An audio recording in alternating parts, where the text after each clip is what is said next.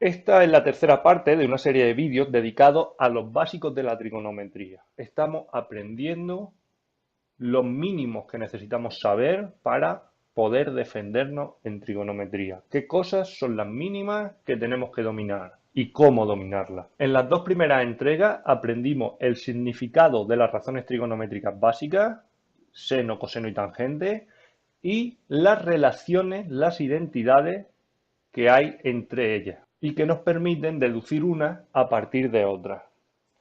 Ahora es el momento de movernos a la circunferencia goniométrica y generalizar las razones trigonométricas para cualquier ángulo.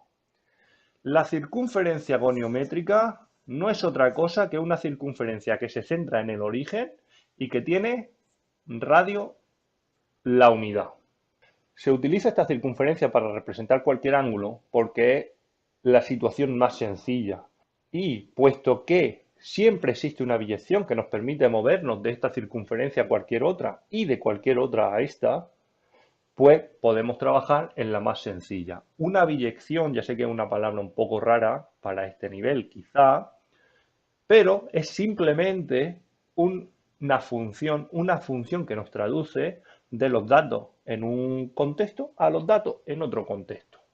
Entonces, de aquí que sacamos en claro que trabajamos en esta circunferencia porque podemos y porque es el caso más sencillo. Y que además es una particularización y se podría generalizar perfectamente a una circunferencia cualquiera de cualquier radio situada en cualquier centro. ¿De qué nos sirve la circunferencia de radio 1? Nosotros aquí podemos representar cualquier ángulo. Simplemente trazo una recta y cuando corta la circunferencia, eso me determina un ángulo. Al cortar con la circunferencia, la proyección me determina un triángulo rectángulo. Podemos hacer un zoom. Al primer cuadrante, esa es la recta, aquí corta, aquí tenemos alfa y aquí tenemos la proyección. Al ser eso una proyección, esto es un ángulo recto. Desde el punto de corte con la circunferencia al centro yo tendría la hipotenusa del triángulo que además tiene medida la unidad. Nosotros sabemos que el seno de un ángulo es el cateto opuesto partido de la hipotenusa. Por lo tanto, si yo divido entre 1, este cateto opuesto automáticamente coincide con seno de alfa. Y de la misma forma, el coseno de alfa, que es cateto contiguo partido de hipotenusa, al dividir entre 1, este cateto se queda automáticamente como coseno de alfa.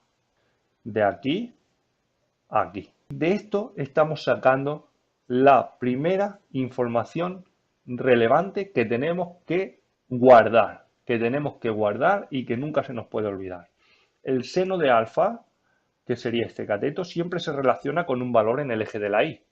Y el coseno de alfa, que estaría en este cateto, siempre se relaciona con un valor en el eje de la x. Esto va a ser realmente útil para saber el signo que tiene que tener un resultado. Si nosotros tenemos los ejes cartesianos y tenemos la circunferencia trigonométrica que estamos diciendo, nosotros nos estamos moviendo desde el punto de vista de los ángulos, desde 0 grados a 90 grados, a 180 grados, 270 grados y este vuelve a ser 360 grados. El 0 vuelve a ser 360. Esto es lo que se conoce como primer cuadrante, segundo cuadrante, tercer cuadrante y cuarto cuadrante. Desde el punto de vista cartesiano, nosotros tenemos dos ejes, x e y, que esto coincide con el tema de funciones. Estos serían los valores de x positivos y estos los valores de x negativos, valores de y positivos, valores de y negativos. Si nosotros hacemos caso de esto, donde hemos dicho que el seno es un valor del eje de la y y el coseno un valor del eje de la x, si nosotros tenemos un ángulo en el primer cuadrante la x y la y son los dos positivos. Por lo tanto, el seno y el coseno de un ángulo entre 0 y 90 grados va a ser positivo. Y la tangente, que es el resultado de dividir seno entre coseno, más entre más. Por lo tanto, aquí la tangente también va a ser positivo. Seno positivo, coseno positivo, tangente positivo. Si nos movemos al segundo cuadrante, el seno es un valor en el eje de la y, el coseno un valor en el eje de la x. Por lo tanto, el seno va a ser positivo porque la y es positiva y el coseno va a ser negativo porque la x es negativa. La tangente, que es la división, más entre menos, va a ser negativo. En el tercer cuadrante, por la misma razón, x negativa y negativa, tenemos seno negativo, coseno negativo, tangente menos entre menos, más positivo. Cuarto cuadrante, seno, coseno, tangente. El seno es un valor del eje de la y es negativa, negativo. El coseno es un valor del eje de la x, positivo, un más. Y la tangente, menos entre más, menos. Por lo tanto, con esto de aquí, teniendo en cuenta con qué eje relacionamos cada razón trigonométrica, podemos de forma muy sencilla deducir los signos sin necesidad de estudiárnoslo. Ahora, un ángulo se puede expresar en dos tipos de unidades.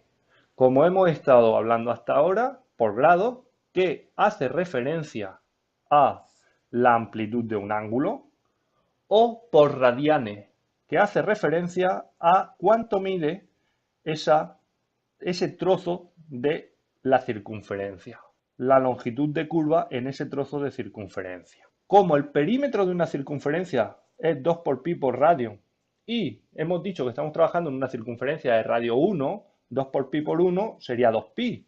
Por lo tanto, en 360 grados nosotros hemos recorrido 2pi radianes, que serían las unidades de medida de esta longitud de curva. Pues aplicando una regla de 3 yo puedo traducir de una unidad a otra. Por ejemplo, si 360 grados son 2pi radianes, ¿cuántos radianes son 30 grados? El producto en cruz y calcularía x. Con una regla de 3 simple. Si 360 grados son 2pi, ¿cuántos serían pi partido 2? ¿Cuántos grados serían pi partido 2 radianes? Otra vez, siempre teniendo esto como referencia, puedo resolver una regla de 3. Alguna gente aquí lo que hace es que en vez de utilizar 2pi, utiliza pi y 180, la mitad en los dos. Podéis utilizar lo que queráis. Si enteros son 2pi, media circunferencia, que son los 180 grados, es pi radian, la mitad de la longitud.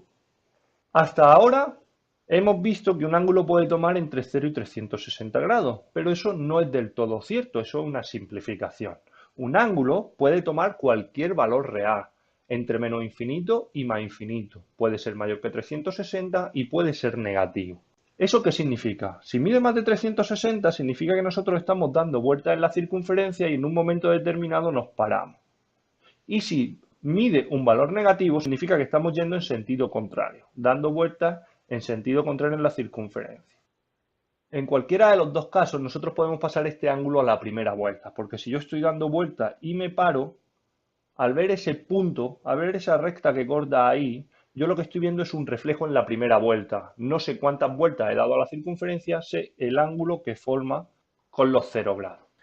¿Cómo pasamos un ángulo a la primera vuelta? Vamos a suponer que tenemos un ángulo 1360, por ejemplo, muy grande. Y ahora vamos a poner uno que sea negativo, menos 830.